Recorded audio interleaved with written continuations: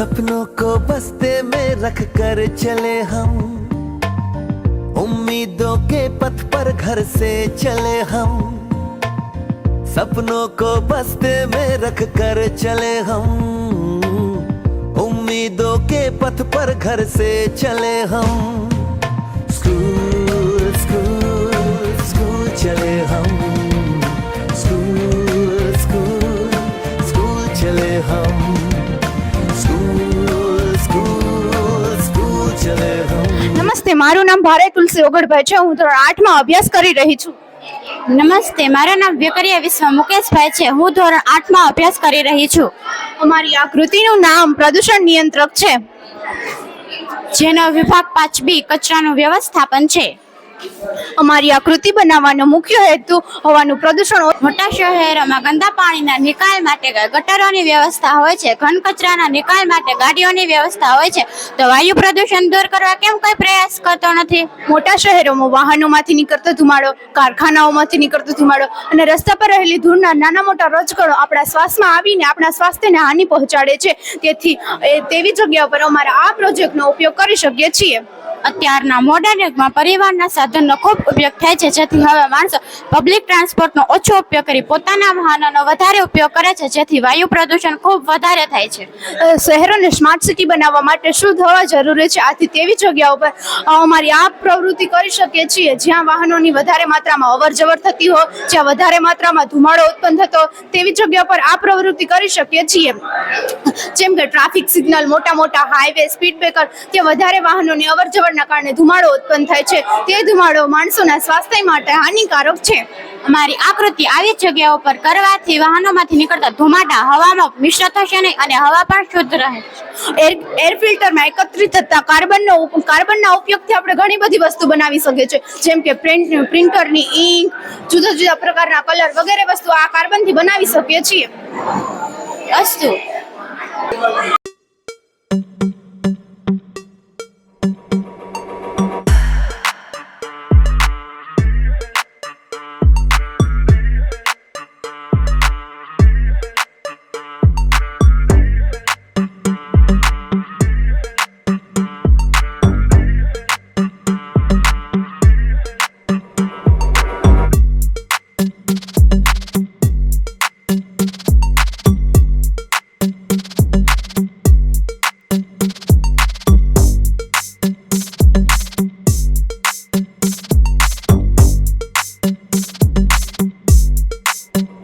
ઘણી બધી વસ્તુ બનાવી શકીએ છીએ, જેમ કે પ્રિન્ટરની ઇંક, જુદા જુદા પ્રકારના કલર વગેરે વસ્તુ આ કાર્બનથી આપણે બનાવી શકીએ છીએ. અસ્તુ. કુમાર શાળા, સીઆરસી વજંગજડિયા, તાલુકો ઉપલેટા, જિલ્લો રાજકોટ. બાળ વૈજ્ઞાનિક પ્રદર્શન 2024-25 વિભાગ 2. બોલો. વાહન વ્યવહાર અને સંચાર. કૃતિનું નામ ચંદ્રયાન 3. જરૂરી સામગ્રી: પુઠ્ઠું, ઇન્જેક્શન, રૂ, એલસીડી લેમ્પ, કેવું પ્લાસ્ટિકની નળી, બેટરી, સફેદ કાગળ અને ફેવિકોલ. ચંદ્રયાન બનાવવાની રીત: ચંદ્રયાન બનાવવા માટે સૌપ્રથમ એક પુઠ્ઠું લો. પુઠ્ઠામાંથી 3 ગોળ રોલ બનાવો. 3 ગોળ રોલ બનાવ્યા બાદ 6 ત્રિકોણ બનાવો.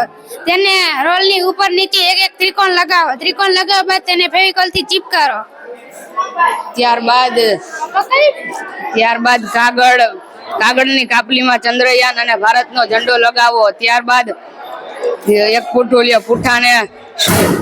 લ્યો. પુઠ્ઠાનું સ્ટેન્ડ બનાવો. સ્ટેન્ડ પર પટ્ટી સાથે ઇન્જેક્શન લગાવો. ઇન્જેક્શન સાથે નળી ગોઠવો. નળી તેની વચ્ચેથી પસાર કરો. બીજી બાજુ બીજું ઇન્જેક્શન લગાવો. ત્યારબાદ ચંદ્રયાનને સ્ટેન્ડ પર ગોઠવો. બેટરીના બંને છેડા ચંદ્રયાનને એક છેડા સાથે ગોઠવો. ત્યારબાદ ઇન્જેક્શન વડે પ્રેસ કરવાથી ચંદ્રયાનમાં હવા ભરાવાથી ચંદ્રયાન ઉપર નીચે ખસી શકે છે.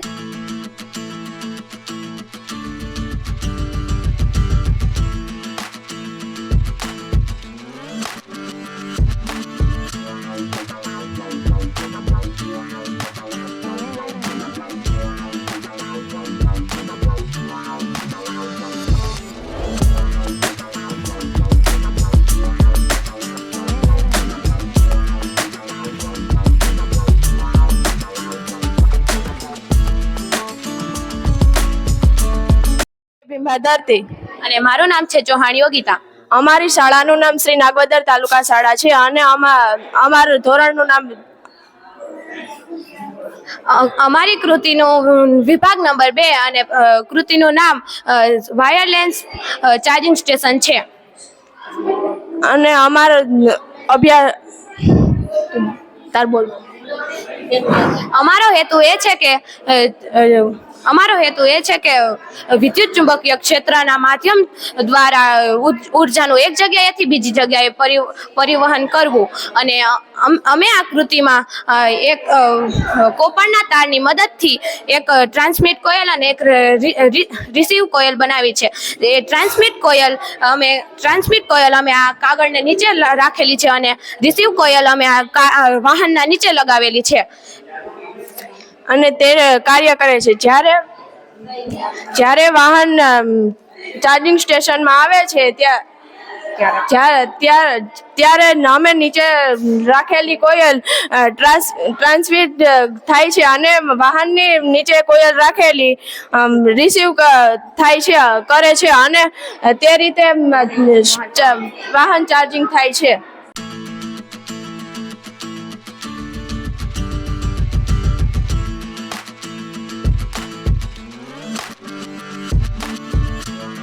બંસી છે. મારું નામ છાયા વૈદય છે. અમે વલસાડ કન્યા શાળામાં 8મા ધોરણમાં અભ્યાસ કરીએ છીએ. અમારી કૃતિનું નામ અમારા સ્વપ્નનું ગણિત ગાર્ડન છે, જેમાં વિજ્ઞાન શીખવા માટે બાહ્ય પર્યાવરણ અનિવાર્ય છે. જેમ કે ગણિતની જેમ અમૂર્ત શીખવા માટે અમૂર્ત સંકલ્પ શીખવા માટે બાહ્ય પર્યાવરણીય નવીન અનુભવો દ્વારા એક વિકસિત સમાજનું નિર્માણ કરી શકાય છે. આધુનિક યુગમાં સ્માર્ટ સિટીના પરિપ્રેક્ષ્યમાં ગણિત ગાર્ડનનું સ્વપ્ન અનિવાર્ય થઈ પડે છે. જ્ઞાનનું સર્જન કરે તે બાબત પર વિશેષ ભાર મૂકવામાં આવેલો છે. વિદ્યાર્થીઓએ ગોખણપટ્ટી કરવી ન પડે અને એ બાબત ધ્યાનમાં રાખેલી છે. અમારા ગણિત ગાર્ડનમાં ગણિતની પ્રવૃત્તિઓ, ગણિતની ક્રિયાઓ, કોયડાના ઉકેલો જેવી સરળ સંકલ્પોથી લઈને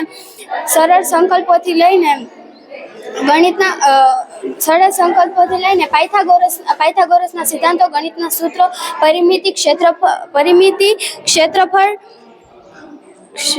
ગણિત શાસ્ત્રીઓની ઓળખ જેવી કઠિન સંકલ્પના સુધીની પ્રાથમિક શિક્ષણની તમામ બાબતો આવરી લીધેલી છે. જેની તૈયાર કરવાની પદ્ધતિ ગાર્ડનમાં 4 વિભાગો પાડેલા છે, જેમાં પહેલું વિભાગ આ છે, જેમાં વજન, ઊંચાઈ, ચડતો ઉતરતો ક્રમ,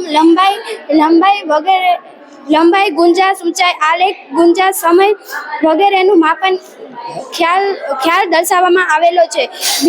બીજું એ ક્રમિક સંખ્યા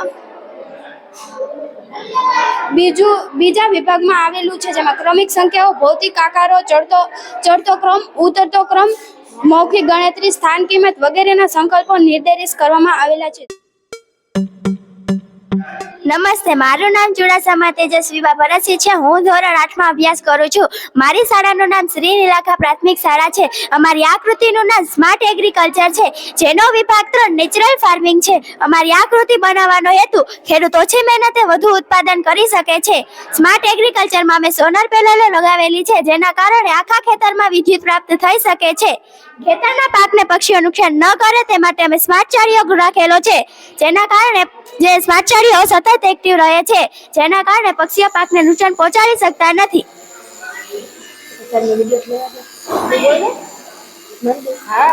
નમસ્તે, મારું નામ ચુડાસમા દિવ્યાબા ગુલાબસિંહ છે. હું ધોરણ 8માં અભ્યાસ કરું છું. અમારા સ્માર્ટ ફાર્મિંગમાં અમે ગ્રીન હાઉસ પણ રાખેલ છે. ગ્રીન હાઉસ એટલે ખેતી કરવા માટે બાંધવામાં આવતું એક ચોક્કસ માળખું. આ માળખું પ્લાસ્ટિક, પોલિથિલિન અથવા કાચના પારદર્શક વડે તેમજ લાકડા કે ધાતુના માળખા વડે પણ બનાવવામાં આવે છે. આ ઘર જેવા માળખામાં ખેતીના પાકની જરૂરિયાત મુજબ વાતાવરણને નિયંત્રિત કરી શકાય છે, જેથી મહત્તમ ઉત્પાદન 12 માસ મેળવી શકાય છે. ગ્રીન હાઉસમાં તાપમાન, જમીનનો ભેજ, જમીનની ફળદ્રુપતા, જમીનનું pH, જમીનનું બંધારણ તેમજ જમીનમાં હવાનું પ્રમાણ વગેરે નિયંત્રિત કરી શકાય છે.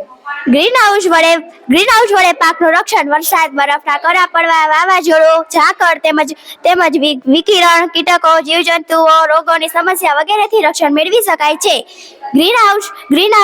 કાર્બન ડાયોક્સાઇડ, પાણી અને સૂર્યપ્રકાશને નિયંત્રિત કરવા જે માળખું બનાવવામાં આવેલું છે તે માળખાને ગ્રીનહાઉસ કહેવામાં આવે છે. ગ્રીનહાઉસને ગુજરાતીમાં રક્ષિત ખેતી કહેવામાં આવે છે.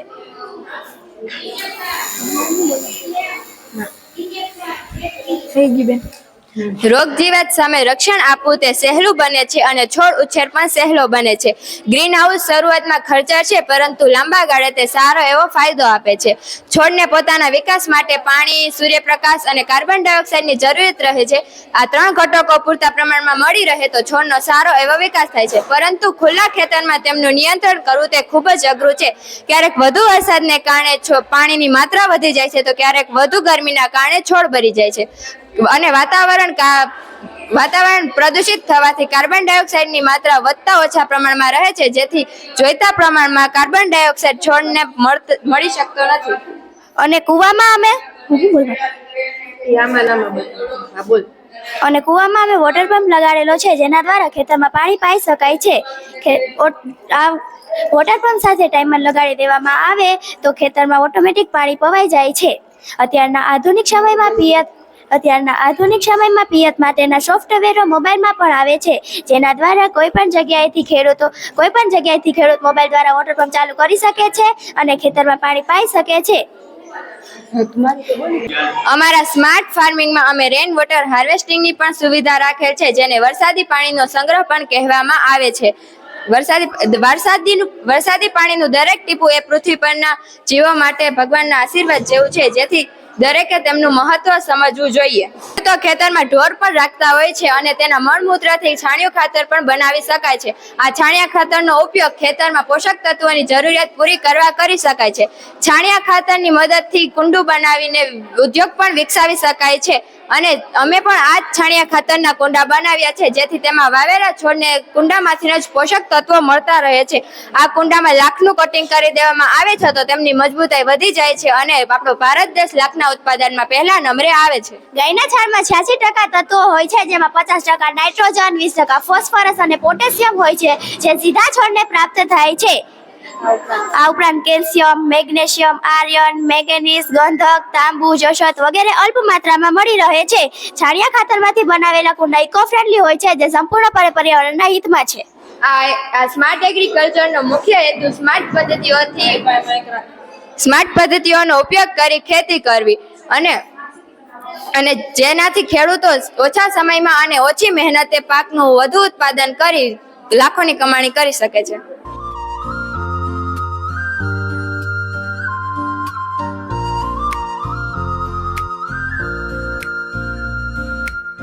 सपनों को बस्ते में रख कर चले हम, उम्मीदों के पथ पर घर से चले हम. सपनों को મારું નામ મુરાણી મૈત્રી જયસુખભાઈ છે. હું આ કૃતિ ગાણિતિક સંખ્યા અને તેનો વર્ગ અને ધન છે. આમાં પાઇપ, કાગળ, બોક્સ તેમજ આ વસ્તુઓની જરૂર પડી છે. સૌ પ્રથમ એક બોક્સ લો, તેમાં 3 ખાના કરો. એમાં એક વર્ગ, એક ધન, એક કાગળમાં એક ધન, વર્ગ અને સંખ્યા લખો. બોક્સની બંને બાજુ હોલ પાડો અને તેમાં પાઇપ પસાર થાય તે રીતે પાઇપને ગોઠવો. તે પાઇપમાં કાગળ ફરે તેવી રીતે રાખો,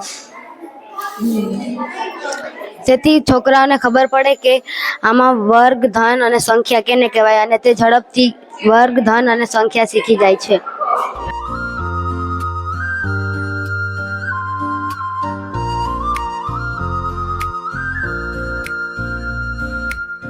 सपनों को बस्ते में रख कर चले हम, उम्मीदों के पथ पर घर से चले हम.